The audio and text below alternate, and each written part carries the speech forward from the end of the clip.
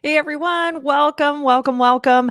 This is the first in a series of 5 or sort of 6 live streams that I'm going to do on the topic of mindset and making subtle changes in the way you think and approach your business so that you can continue to make it grow or to get it growing again if you are stuck on a plateau or you're stuck bumping up against a revenue ceiling, as I know many of you might be if you've been in business for a while. Or again, maybe if you've been in business for a while, you can start to see that plateau coming. You can start to feel where, like, how are you going to keep your business growing? How could you make more than you're earning today with your business? So we're going to be exploring some of these mindset shifts that I think are such a key missing piece to the business growth puzzle. So again, thanks for coming today. We've got a nice crew on the line already.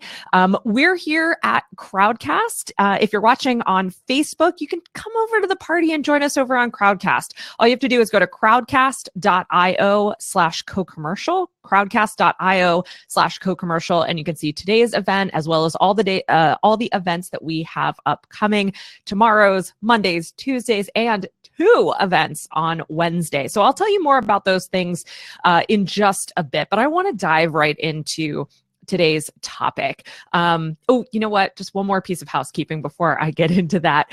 This is going to be just kind of an off-the-cuff, informal conversation. So I would love for you to chat along with us in the chat room. I would love for you to ask questions. If you're here with us in Crowdcast, there is a button underneath the video area that says Ask a Question. If at any time there's something that I say or share or a story that I tell that you've got a question about, go ahead and use that Ask a Question button and I will get to it as soon as I can. There's a really good chance that I may not see a question in the chat room, although I do my best to keep up with both sides. So please do use that Ask a Question button if you do have something that you'd like me to clarify or talk more about, or maybe you've got a specific example that you'd like my eyeballs on. I would be glad to talk about any of those things. Okay, so today's topic, where we're kicking things off with this conversation on mindset and how our mindsets need to evolve the longer that we've been in business, I want to talk about vision. Because I think for most of us, and myself included, when we started our businesses, the vision that we had for what we thought we were doing is very, very different than the vision that we have for our businesses today. And it does not at all, or did not at all, reflect the goals that we have today. In fact, the goals that we have might not even be reflected in the vision that we have for our business today. And what I mean by this is simply that the vast majority of our businesses started by accident. I would love to know if you, if that resonates with you. Did you start your business by accident? I certainly did. I started my business as a blogger. I launched a website back in 2009, which is pretty much the Stone Age in internet business, internet commerce terms. And that initial website that I launched in January 2009 was a blog about arts and crafts and the new maker movement in Pennsylvania, which is where I live here in the Eastern US. And that blog, I knew that it was something that I wanted to make money with, but when I started it, I certainly didn't think I'm starting a business. I thought I'm starting a blog. And sure, I want to make money, but that's not the same thing as thinking that you're starting a business. I think had I thought I was starting a business, I probably would have done a little bit more searching on business licenses or tax things that I needed to consider or accounting things that I needed to consider, but I didn't. I just .com and started a blog. And so from there, my business started to evolve and I still wasn't thinking about it as a business. I did start selling ads. I did start teaching workshops. Before too long, I'd actually bought another blog. I bought a business before I realized I had a business. It was all still completely accidental, or if not accidental at that point, it was unintentional, right? It wasn't something that I had set out to do. I wasn't working some grand plan, and I certainly didn't have a vision for this thing that I was creating. And because of that, I made a lot of bad decisions at the beginning. Now, I don't regret any of those bad decisions. Now, maybe I would choose to do something else. But there were a lot of missteps that I made. And even more than missteps, there were a lot of missed opportunities because I didn't realize what I was building at the time. So like I said, I bought a business before I realized I had a business. I started designing websites before I had a business. I created my first ebook and my first course before I realized I had a business. In fact, I think it probably really wasn't until I actually started business coaching until it really hit me that I had a business. And so that transition from blogger to business owner was actually years in the making. And it was a revelation that this thing that I had built, this thing that was paying the bills, this thing that was paying me more than I had ever been paid before was actually a business. And it took years beyond that to realize that not only had I built a business, not only was I growing a business and wanted more from my business than I currently had, it took years again to dawn on me that what I really wanted and what I had already was a company. And we'll talk a little bit more about, if not that distinction, but that kind of mindset or that vision behind that switch in a little bit. But all that to say that over the last 10 years now that I've been in business, there's only been a small segment of that where I was really intentional about what I was building, who I needed to be to build that business, and what all that business was going to require of me and my leadership and my personal development. And I think that that's why today mindset is so important to me, because for so long I really thought it was just about the numbers, it was just about the strategy, it was just about the skills that I either had or could learn, and I didn't realize how much I was missing out on by not really getting the business, the mindset piece of it right, by not really paying attention to how I was personally approaching my business mentally and emotionally even. So that's actually, oddly enough, a little bit of an origin story there. If you don't know me, my name's Tara McMullin. You might have known me in the past as Tara Gentile.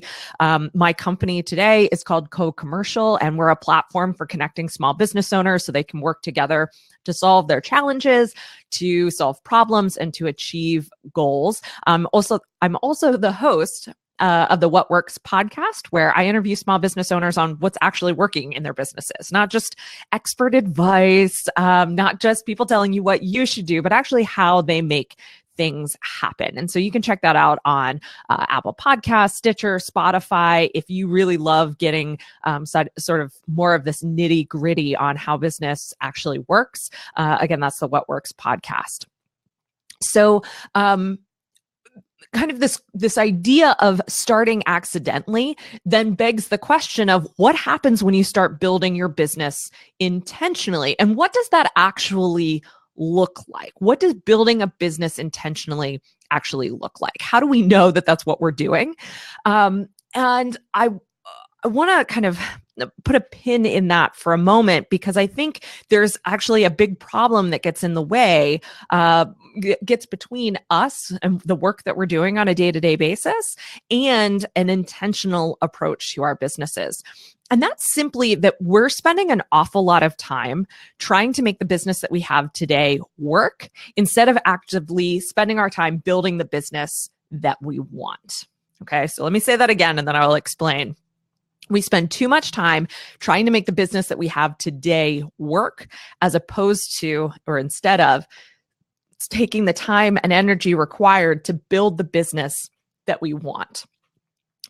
What I mean by this is that when we get started as accidental business owners, or even if we're intentional in the beginning of our businesses, when our vision doesn't keep up with new knowledge, with the new goals that we have, with the new things that we've learned, what can happen is that we have a business that's sort of cobbled together, or it reflects old goals, it reflects old ideals, it reflects old values, old vision.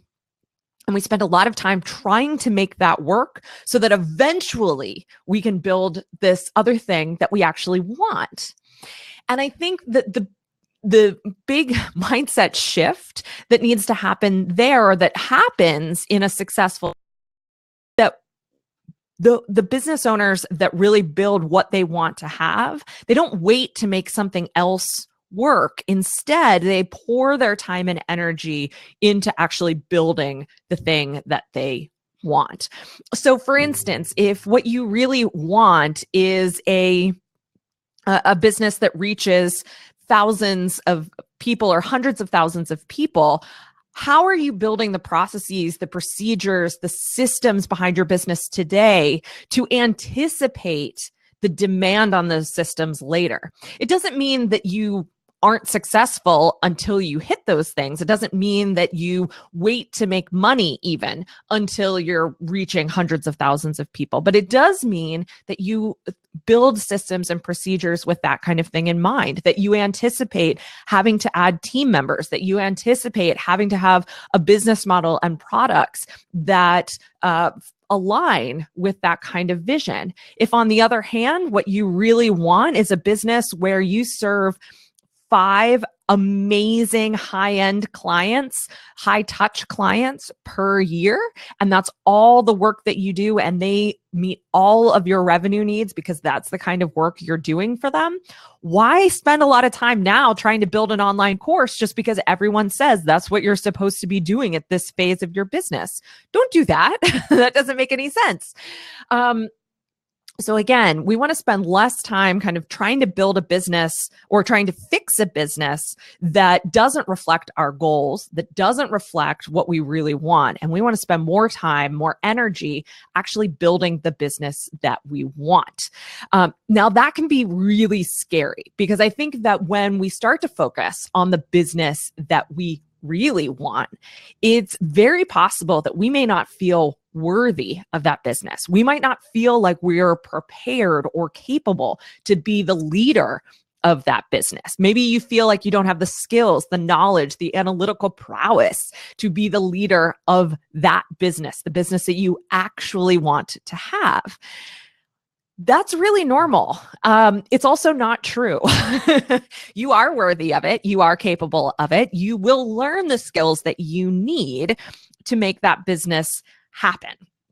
But if you keep putting it off, which is what we tend to do, we put off becoming that person, putting on that hat, taking on that role, because that other business, that business that we really want, feels scary. It feels like we're not prepared yet.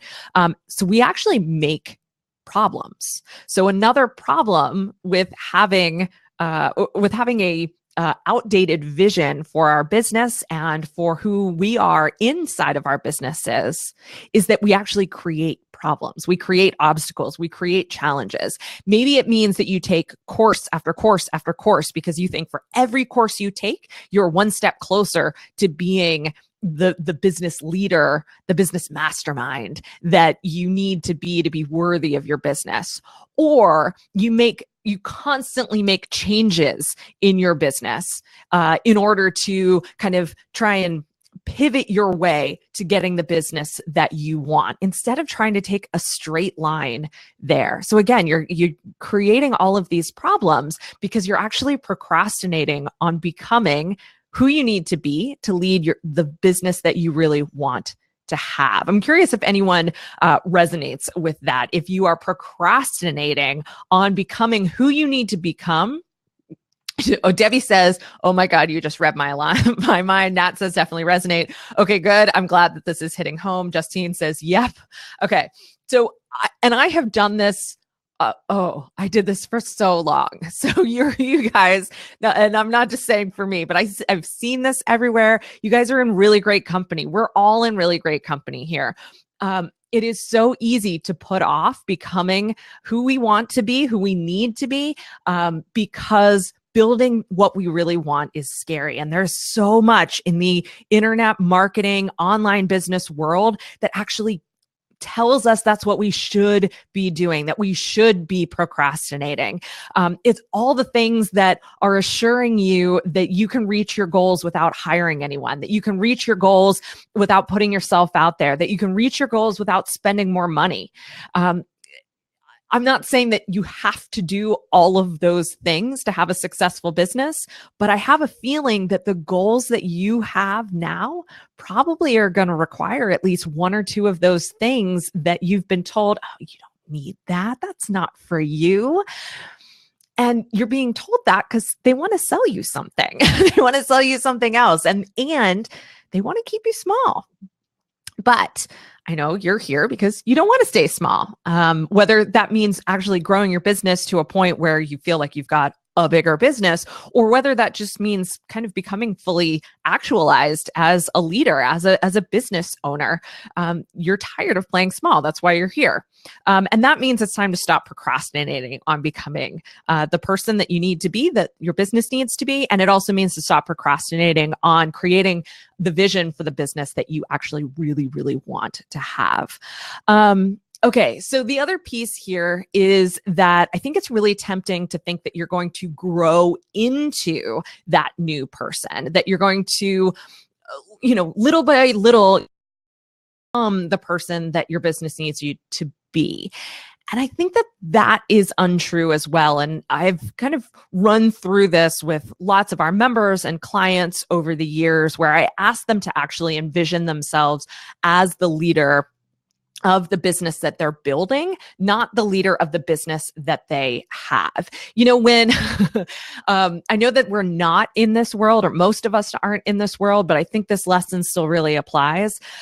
When a new founder or an aspiring founder goes to pitch venture capitalists in Silicon Valley, they're not pitching themselves as the scrappy home office type, right? They're not saying, I've got 30 customers and I'm personally interacting with all 30 customers, give me money. They're stepping into those meetings, probably with their knees shaking and really, really sweaty palms, into those meetings, believing that they're the next Steve Jobs, that they're the next Mark Zuckerberg, that they have what it takes, that they are right now prepared as best they can be to build the company that they want to build. And so they go in as a founder, as a CEO or a CTO or a COO. That's how they step into those meetings. And I think that, by and large, with the way we think of our businesses, we think, oh, one day I could become the CEO of my business. One day I could introduce myself as the founder of my company. And I think that day is like yesterday. You could do that. And then in fact, being able to reach your goals, being able to create the vision that you want for your business requires you to today introduce yourself as the founder of your company. Now, this is really important for so many reasons, but why I think this is maybe the most important thing for this particular audience is that you guys are all really creative people. Now, whether you kind of identify as a more traditional creative, or whether you're more of like the internet creative or the new economy creative, I know you all identify as creative people. You're creative thinkers, creative problem solvers. And I think of this idea of becoming the person that your business needs you to be, the founder of the company that you want to have. I think that's an insanely creative act. And so you're actually in an incredible position to make this a reality, to step into this role. Stepping into this role is a creative act. And so the more you can harness your creativity, the more you're going to be able to fulfill this need that you have to become this new person, to take on this new mindset. Uh, so I'm looking at a question. Okay, I'm going to get to that question in a little bit, Gigi. Thank you. All right. Okay, so that was actually a good timing for a pause, because I wanted to pause there and just kind of highlight this word company. I kind of foreshadowed this at the very beginning. How do you feel about the word company? Does it feel good? Does it feel scary? Do you feel like, nah, that's not really something I want? Do you feel like, man, someday I want to have a company? Or do you feel like, nah, I've got a company right now? Thank you very much. I'm very excited about it. It's great. I want to be a better leader for my company, but yeah, absolutely. I'm the founder of my company. Because I think that Nat says it feels good. Awesome. I'd love to hear like how company resonates with you. You can pop it into the chat. Justine says, I feel great about it. Awesome. I think that if you feel any kind of hesitance around this word company, that's totally normal and it's totally fine.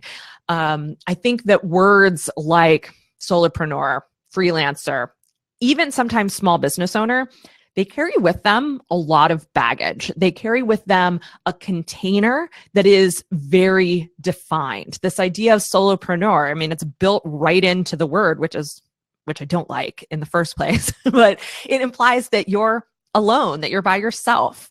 And I think regardless of whether you want to build a company of one, like Paul Jarvis talks about, or whether you want to build a company of many, the very idea of company brings in others, right? Like a company of actors, a company of players, a company of team members, a company of people. And solopreneur kind of shuts that all out.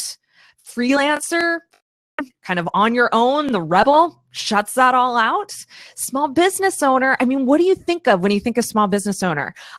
Even though I am surrounded by incredible small business owners every single day, I still often think toward the mom and pop shop downtown that gets by on as few resources as humanly possible, right? And so there's this very small container around it. Whereas company, you are very free to define what company looks like to you. Again, for Paul Jarvis, his new book, Company of One, he's talking about one person or a very small group of people. But company also has room to grow. And it has this sort of clout around it that I personally believe helps you step more in and a mindset that is going to be beneficial to you as a small business owner, which really starts to kind of lead us into what we're really here to talk about, although we're here to talk about all these things, which is creating a vision for your company. Not just creating a vision for your business, not creating a vision for you and your career, which is what I see a lot of people doing, but actually creating a vision for your company, whether that's a 1-person company, a 5-person company, or a 500-person company. And of course, this is a fantastic time of year to really take stock of what your vision for your company is, what it has been, and what you want it to be. And there is no shame if you're realizing today or yesterday or last month or next month that the vision that you have for your company is outdated. I think there have been inflection points in the life of my company where I realized my vision was outdated, and spending time with that has opened the door for so much possibility. It opened the door for hiring an incredible team of people. It's opened the door to changing our business model over the years. It's opened the door to appearing on new stages, getting in front of new audiences. But in order to do those things, I needed to update my vision to reflect what I really wanted to be building, where I wanted to be spending my time and energy, and who I needed to become to actually make that vision a reality. So again, this is the perfect time of year to do it. Here we are. I cannot believe it, but it is November 29th. So we've got about 4 weeks left in this year. Now is the time to pause, take stock and look at the vision that you have right now. And so I've got 4 questions for you, and I'll try and go slow and repeat myself often so that you can write these down if you need to. The first question is, what impact do you want your company to have? I love starting with the question of impact because I think it really gets down to the heart of the value that you want to create with your company. But it divorces it from the product, the service, what you do, how you do it, and really just looks at the difference you want to make in people's lives. So what impact do you want your company to have? What difference do you want to make in the lives of the people that use your product or use your service? What impact do you want your company to have? That's where I would start with creating a new vision for your company, or with just updating the vision that you have. So what impact do you want your company to have? The second question is, for what purpose do you want your company to matter? For what purpose do you want your company to matter? In other words, what's that bigger why? Why does your company exist? What is it in the grand scheme of things you really are doing here? Yes, there's the impact that you make in your customers or your clients' lives. What's the impact that you want to have in your community, to our greater culture, to the commercial ecosystem? For what purpose do you want your company to matter? What's that purpose behind your company? What's your bigger why? The third question is, how will your company help people through the product it offers? How will your company help people through the product or the service that it offers? So maybe with this one, you get a little bit more specific, and you say, these are the problems that we're going to solve, or these are the results that we're going to help people create. So how will your company help people through the product it offers? And then 4, how will your company help people or you by providing work? How will your company help people or you by providing work? So if you want to build a team with the company that you are building, how is that going to impact the lives of the people that you're hiring? What kind of work do you want to provide for them? What kind of benefits do you want them to have? And I don't mean 401k benefits and health benefits and things like that, but instead kind of what emotional benefit, what psychological benefit, what creative benefit do you want the work that you provide to have? Now, if you don't want to build a team, this question still applies to you because you need to know what kind of an impact your company is going to have on you.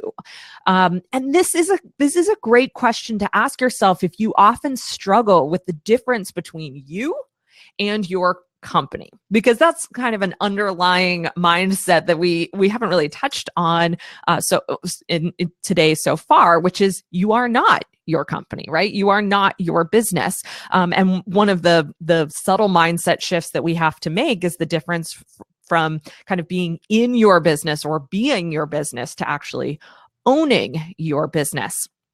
So what kind of impact is your company going to make in your own life? How is the work that your company provides you of benefit to you? How is that a good thing for you? What is it allowing you personally to accomplish? What personally do you want to get out of your business? Because it's not just about paying the bills. If we were just doing this to pay the bills, most of us would probably have different businesses. We're doing this for a whole host of reasons. Paying the bills is one of them. So what are those other reasons? What are the personal benefits you want to get from the company that you're building? And then again, like I said, if you're building your company to provide work for others, what kind of personal benefits do you want that work to create for them? So let me go over those 4 questions one more time. What impact do you want your company to have? What impact do you want your company to have? Question 2, for what purpose do you want your company to matter? Question 3, how will your company help people through the product or service it offers? And finally, question 4, how will your company help people or you by providing work? So those are 4 questions that you can kind of use to start this process of updating your vision. Once you've asked those questions, and you've created that vision, maybe you spend some time answering questions that are not on that list too. Once you get a really solid idea of your vision for your company, I want you to ask yourself what kind of leader that company needs. Who needs to be at the helm of that company? Make a list of traits, make a list of skills, make a list of personality characteristics. Really come up with the idea of who needs to be leading this company. And then I want you to ask yourself, where are you uniquely qualified to step into that role? And what do you need to change or adjust or improve or work on in order to be that person? Who do you need to become to be the leader that your company really needs? I asked myself that question 2 years ago when we were making a huge pivot in our business. And one of the things that actually came up for me was that I needed to be physically fit. I know that probably sounds really silly. But when I looked at all of the people who are building companies that wanted to have a similar impact, who had a similar purpose, who had a similar type of success, who were providing the kind of work that I wanted to provide, one thing they all had in common was that they took care of their bodies. They took care of their energy, their health. And I was not doing that at the time.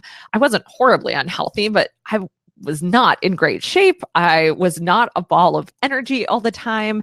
And so I realized I needed to make a really, really big change there. And so personally, that's been a journey that I've been on over the last 2 years because I knew my business needed me to have the energy and the mental capacity and the wherewithal and the fortitude to be able to build the thing that I really wanted to build. Now, that doesn't mean that everyone has to do that. That's not Tara's golden piece of business advice for today.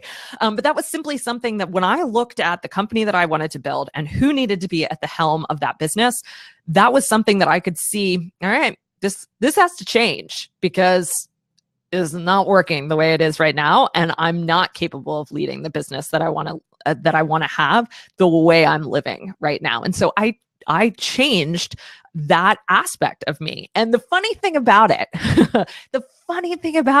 is that today I feel more like me. I feel more self-actualized, if you will, because I made that change than before I made that change. And so I know that it can be tricky asking people, what do you need to change? Who do you need to become in order to lead your company? But I think what you'll find is that when your vision for your company is driven by something true and right about you, about what you value, about what you really want, then the person that you need to be to lead that company is yourself. And the differences between who you are right now and who that leader is are the differences between kind of your status quo you and the you that you really are. Now we're getting real kind of self-helpy here, but that's been my experience. And I think that I know that I've seen that with countless other business owners who have really made an effort to grow something incredibly meaningful with their businesses.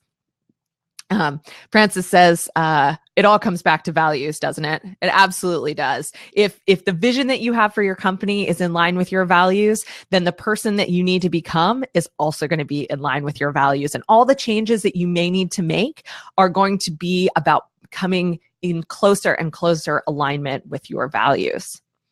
All right. So the next line in my outline is that this vision doesn't have to be set in stone, which leads me perfectly, I think, to Gigi's question from earlier. She says, how can you create a vision that can be flexible with how rapidly things, technology, et cetera, change and move toward that vision? This is a phenomenal question, Gigi. I love this question. So first off, I want to challenge the premise that things are changing as fast as we think they are. Now, obviously, things change quickly today. New technology comes out, new opportunities come out. But I actually think that the underlying current is changing much more slowly than it feels on the surface. So I'm going to give you a really weird example of what I'm trying to say here. A really, yeah, a weird visual. So I used to live on the Oregon coast at the very northwest corner, right where the Columbia River meets the Pacific Ocean. It's a big port town. It's called Astoria. If you've seen the Goonies, it's where the Goonies is filmed. Okay. So in Astoria, even though it's a river town and we weren't actually on the ocean, there was a huge tidal differential. So what that meant is that there was ocean water under, I think that's how it works. Nope, maybe it's ocean water over. Not a scientist. There was ocean water coming in and out of the mouth of the river. And so sometimes it actually looked like the river was flowing backwards, even though the river was still continuing to flow out of the ocean. I just answered my question. The ocean water was on top. Okay, so it would look like when the high tide was coming in, like the river was flowing backwards, even though the current was going underneath, the river current was going underneath of it.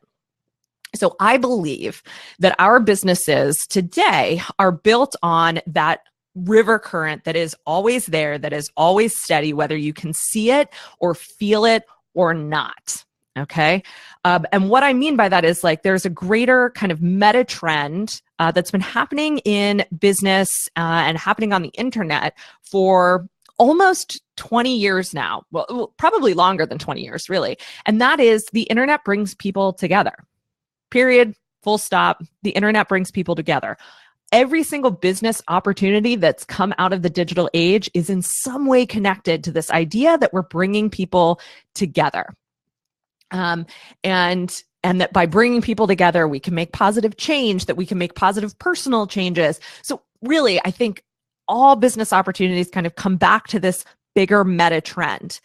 I think our job in creating a vision for our business that can both stand the test of time and that is also flexible is kind of riding that meta trend, as opposed to looking at all of the things that are fluctuating wildly all the time. So whether that means live video, or it means building micro communities, or it means figuring out Facebook ads, or it means building apps, whatever it might be, you don't want to mess with that stuff that's on the surface. That stuff is, well, superficial, right? It's constantly changing. It's very ephemeral.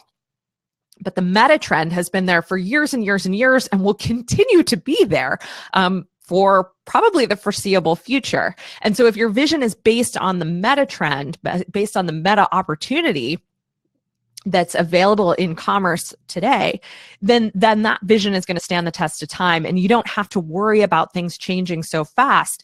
You can just kind of pick and choose from those more superficial things to enhance the way you're playing the game, or the way you're creating value in accordance with that greater vision that is a little bit more solid and that stands the test of time longer.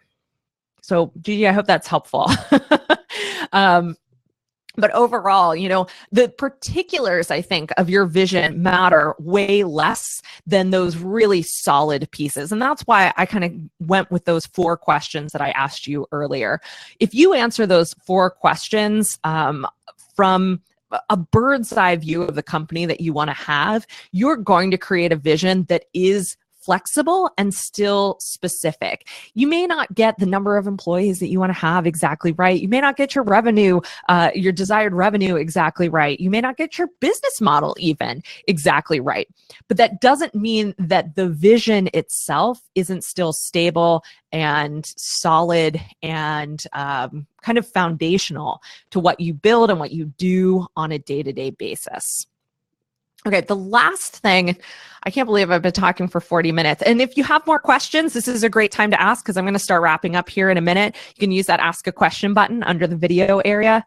The last thing that I want to say on this whole topic is that once you've gotten that vision, and once you have an idea of the leader that vision needs and what kind of changes that you need to make, your goal is to start internalizing that vision and who you are becoming as the leader of that company through your day-to-day actions. You may not be able to act exactly in accordance with that vision today. You may very well, I know I am, lack some of the skills that you'll need or that you'll gain over time as you become that leader and as your company becomes that company. But that doesn't mean that you can't still put on that hat today and say, I'm going to make decisions from that identity's perspective. I'm going to ask myself, in 10 years, how would I make this decision? In 5 years, how would I make this decision? What action would I take today? How would I structure my day? What are the things that I need to do? Who are the people I need to meet? By actually taking action from that perspective today, like I said, you start to actually internalize that identity. And when you start to internalize that identity is when you actually make that mindset shift. So it's not just enough to know, this is the vision I'm creating. This is the company that I want to have. This is the person I need to be. The real mindset shift happens when you start to internalize those things. And that is where the real magic starts to happen. All right. So tomorrow we're going to be same time, mostly same place, so just a slightly different Crowdcast room. So again, you can go to crowdcast.io/co-commercial to see we've got coming up over the next 5 business days. So tomorrow, Friday, November 30th, at 2 o'clock Eastern, 11 a.m. Pacific, I'm going to be talking about how the charge what you're worth mindset can actually keep your business stuck. And I'm going to kind of be unpacking the financial mindset that you're going to want to have to approach your business in a way that actually creates real growth and creates the capacity for growth. Okay. So that's what we're going to be covering tomorrow. If this whole topic of mindset and leadership and really thinking through who you need to be and how you need to approach your business is of interest to you, I do have a brand new book out called Subtle. You can go to cocommercial.co/subtle, cocommercial.co/subtle, and find that book there. We've got a PDF version, Kindle, EPUB, and audio version all packaged up for you for one price. And you can click that, download that, and consume that in any way, shape, or form that you prefer. I think that's all I've got for you today. If you've got any questions, feel free to leave them on the comments on the Facebook post here in Crowdcast. I'll check it out later, and maybe we can work those into tomorrow's live stream as well. So hopefully I will see you tomorrow, where we're going to talk about money and money mindset and how that can either keep you stuck or help you grow. But for now, have a great rest of your day, and hope to see you soon. Bye-bye, everybody.